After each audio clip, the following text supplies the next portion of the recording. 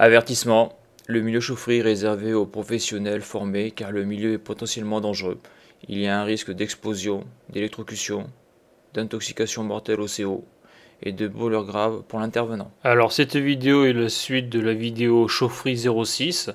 Donc dans cette vidéo je vais vous montrer la deuxième petite sous-station de chauffage. Ici là on peut voir l'arrivée du primaire, donc on voit que les tuyaux ne sont pas calorifugés. Ici on voit la 23 voies, on voit que le servomoteur est ici et qu'il est protégé dans une poche en plastique parce que en haut il y a un purgeur et je crois qu'il pisse un petit peu. Donc là on a la pompe, ici on a un petit collecteur et là on a la sonde de départ chauffage. Donc on voit que la sonde de départ chauffage dépend du régulateur qui est ici, donc c'est un RVL 470, donc c'est une armoire toute simple. Là on voit qu'il y a un petit collecteur de départ chauffage, donc celui-là il est contrôlé, hein. On voit qu'il part ici. Là on voit ici qu'il y a un tuyau qui doit sûrement aller derrière, donc vers un radiateur. Et là on voit aussi qu'il y a deux petits départs, c'est sûrement pour aller sur des radiateurs. Mais le départ principal est ici. Et donc c'est un petit bâtiment. Donc ça c'est une toute petite sous-station qui est dans un local technique où par exemple les femmes de ménage stockent leur matériel. Alors ici on peut voir le RVL 470 qui est encastré dans son armoire. Donc là on peut le voir de plus près, hein. Donc c'est très important de garder toujours ce petit carnet là, ce petit cahier qui est dans la porte du RVL. Ça permet de se rafraîchir la mémoire lorsqu'on veut accéder aux paramètres de réglage. Vous voyez, comme par exemple les jours de congé, on a les codes. Donc avec un bouton marche-arrêt, donc ça c'est pour la pompe, avec un voyant marche et un voyant arrêt. Donc là on peut voir l'intérieur de l'armoire, hein. On voit que c'est assez dépouillé. Et donc là on peut voir le schéma électrique. Donc on voit un petit GV2, donc on voit que c'est une pompe en monophasé là, car ici on voit le pont là. On alimente le régulateur. Donc là on voit le RVL 470, on voit donc le servomoteur, donc le SQS. Donc on voit qu'on a une sonde extérieure QAC22 et une sonde de départ QAD22. Donc bien sûr, le RVL 470 régule par rapport à la température extérieure.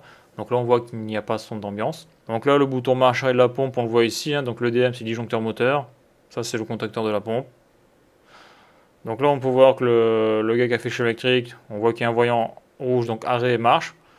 Et là, on voit que sur le disjoncteur moteur, il a utilisé des contacts instantanés. Donc, quand j'appuie sur le bouton, là, si le disjoncteur moteur est enclenché, c'est-à-dire si j'appuie sur le bouton on qui est ici, lui il se ferme, donc si je ferme lui, donc KM se ferme.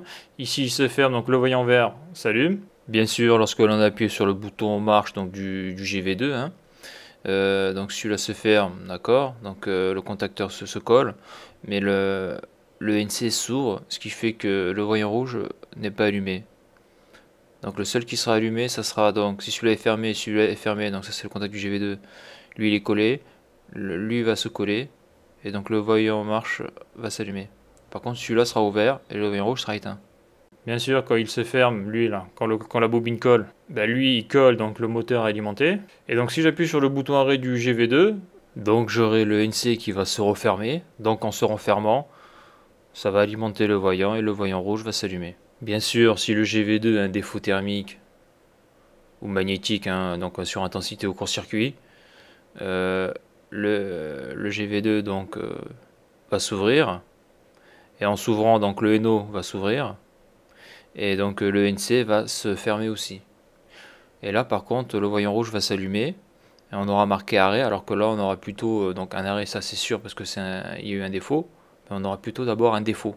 Donc souvent en chauffage on le voit, sur les contacts additifs du GV2, on voit souvent des contacts instantanés.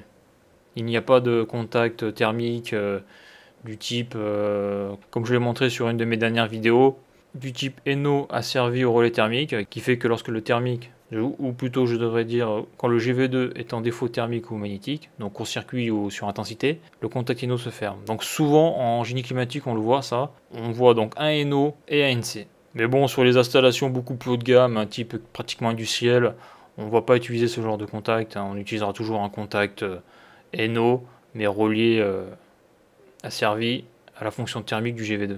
Ou un contact NC asservi au thermique, suivant les cas. Parce que le gros souci, c'est quand vous appuyez sur le bouton arrêt, donc vous avez le voyant rouge qui s'allume. Donc là, on peut voir que le gars l'a bien repéré arrêt, mais souvent dans les chaufferies, il y a marqué défaut. Et comme j'ai déjà dit sur une des vidéos précédentes, lorsque j'appuie sur le bouton stop, je ne crée pas un défaut. Arrêter une pompe, ce n'est pas un défaut. Un défaut, c'est quand la pompe a serré ou a s'est foutue en court-circuit, ça c'est un défaut. Donc on remarquera que sur ce schéma électrique, il n'y a pas de pressostat manque d'eau. Alors est-ce que c'est parce que la pompe ne va pas voir grand chose, ou est-ce que c'était pour faire des économies? Peut-être. En tout cas, il manque le pressostat manque d'eau sur ce schéma électrique. Donc le pressostat manque d'eau qui serait asservi donc à la pompe. On remarquera aussi que lorsque je tourne donc le commutateur, là, le bouton de position, si je le mets sur arrêt, ok, le KM va s'ouvrir, donc la pompe va s'arrêter. Le voyant vert va s'éteindre. Par contre, le voyant rouge ne va pas s'allumer car il est relié sur le contact NC, donc l'additif qui est sur le GV2. Donc là, on voit qu'en plus, à ce niveau-là, c'est faux, quoi. C'est faux dans le sens où si je mets ma pompe sur arrêt, le voyant rouge ne va pas s'allumer. Donc c'est encore un schéma, voilà, quoi. Pas de moyens, c'est du pas cher. Donc là, on peut les voir, les deux blocs additifs. Donc souvent, on les met sur la gauche, là. Et là, on voit qu'ils sont en frontal. On peut les mettre ici aussi. Donc là, on voit bien que le NC, on voit qu'il n'y a pas le symbole du relais thermique, donc c'est un NC instantané. Il n'a pas le symbole du thermique. Donc c'est un NO instantané, un NC instantané.